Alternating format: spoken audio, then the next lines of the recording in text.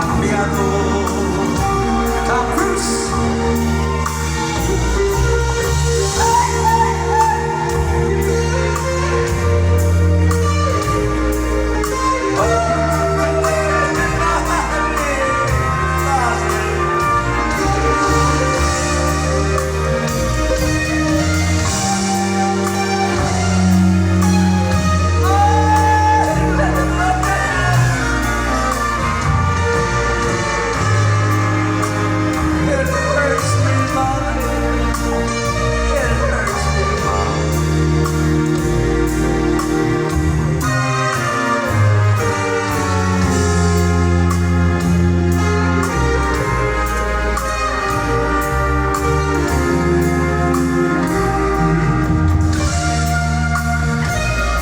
Nuestras vidas son ahora tan distintas.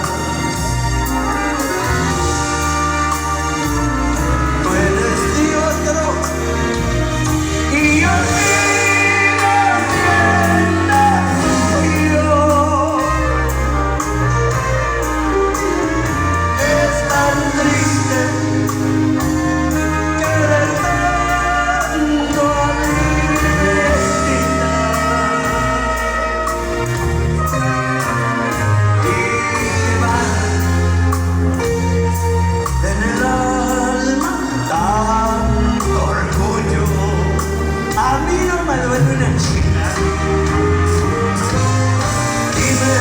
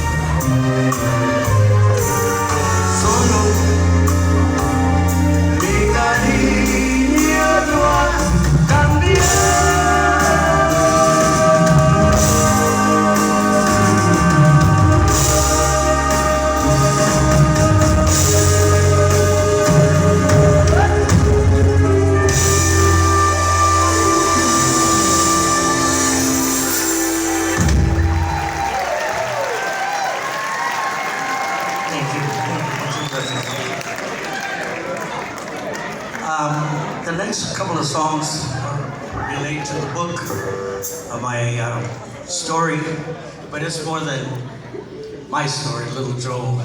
It's about my family, my grandparents, my parents, and nuestra gente, nuestra cultura, and for those hundreds of thousands, if not millions of people that came to the United States durante la Revolución of 1910 all the way to 1920. And for years, back in the 80s, people wanted to write my life story, and I didn't think there was anything for me to say. But as I got older and started losing my elderlies, my tías y tíos, mi papá y mamá y mi abuelos, you know, unfortunately, nuestra gente, nuestra raza don't document much of history, not any sometimes, you know. Todo lo que sabemos son las historias que nuestros parientes nos platicaron, and that's how our stories, our history is handed down from generation to generation.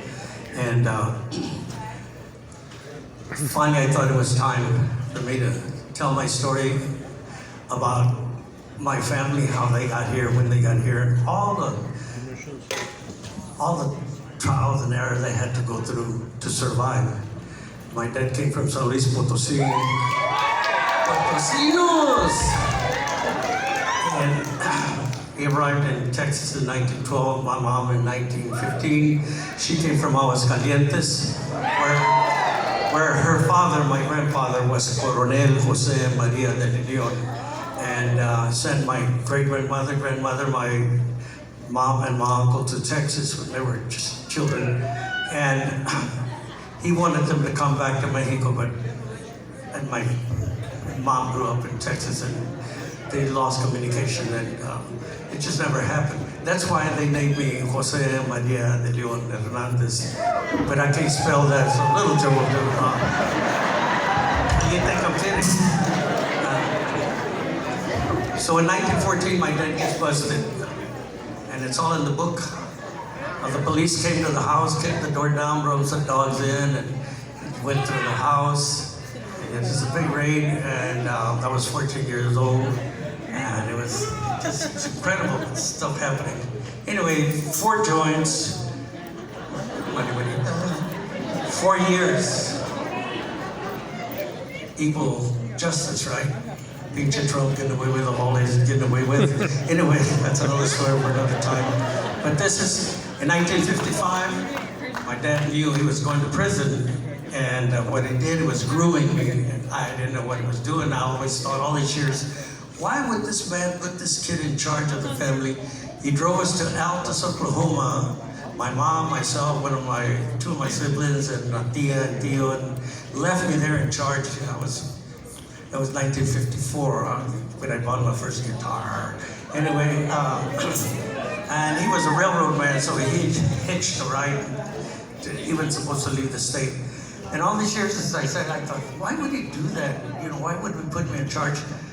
Right before we finished the book, we're about 85% done, I found ledgers where he had been writing his life story, and I was lucky and fortunate to find the first one, which told us how and when he arrived in Texas. And I understood, and that's how the book starts actually, and the title is No Llores Chingon, or Chingona. The book is here, John. Oh, we do have some books Yes, because we've been running out of them. To your left. I finally understood what he was doing. He was getting me ready because he knew he was going to go to prison. And the book has won 5 awards. I wrote the book hoping that I would inspire the reader. And gracias a Dios, the first award was Most Inspirational Nonfiction. And this is the largest book club in the world, the Latino International Book Club. They get books from 23 different countries, and they're judged by 214 judges. The last awarded one, Golden Award, it's the best family history. And that happened after they read the book, and I just can't believe that I'd be so honored. So that's a new category, the best family history. Now, the biggest compliments I've been paid, people, retired people, judges and educators, and just from all walks of life, they call me, Joe, you wrote my life story. And I knew that millions of us grew up picking cotton, and all again, that's in the book. So, short story long, I guess. My dad knew he was going to prison, and he wrote the song for himself. And I'll sing that for you, and the song I wrote for him after this, it's called Corrido de la Cotorra.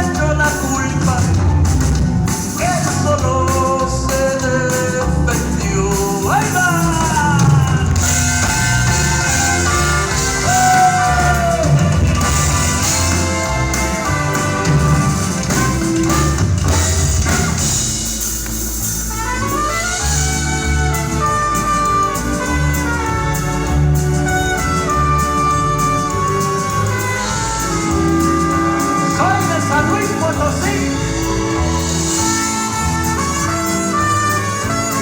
Y yo no me rajo así. Dijo la cotorra y yo no vi. Pero las por correr hombre y nunca se le raspó. Él solo se echó la culpa, él solo se defendió. Ya con esta metido, esta gloria la criatura. Así termina el corrido de esa mentada cotorra. I love you, Pop.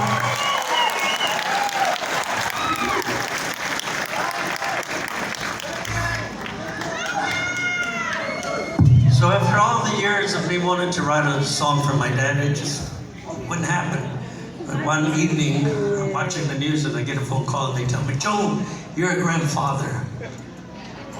What? ¿Eres abuelo, cabrón? Oh, no. I'm too young and good looking to be abuelo. I thought abuelos were supposed to be panzones, pelones, y mean. I'll take that back. But yeah, my granddaughter came to the family, my first granddaughter, and I was so inspired, and I just got up from watching the news and went to the kitchen, sat at the table, and I wrote the song in less than an hour, and I thought, if it's a real song, it'll be there in the morning. I'll remember the lyrics, I'll remember the melody, blah, blah, blah. And so I left it there. Next morning, there it is, and it was a song, and I titled it, Always My Hero, and this is how it goes.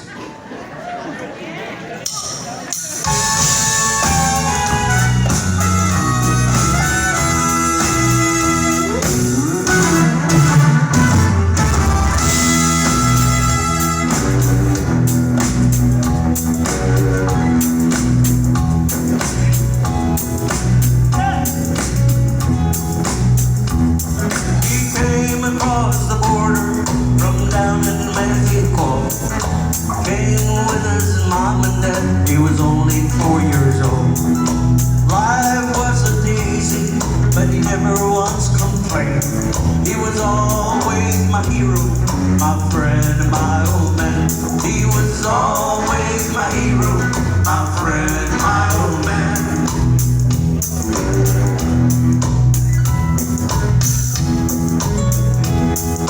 Start in the morning before the day would break.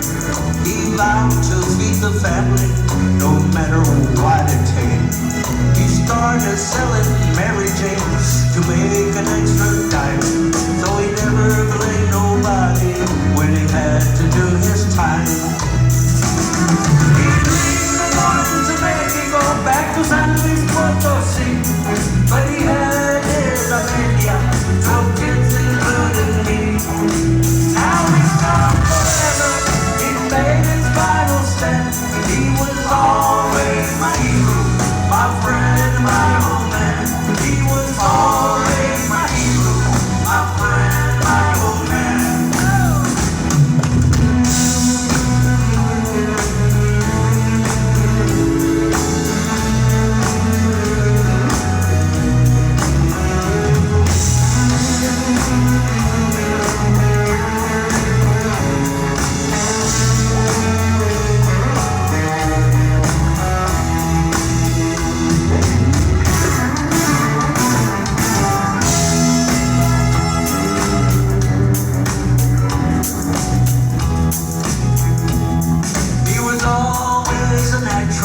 Never really had a plan.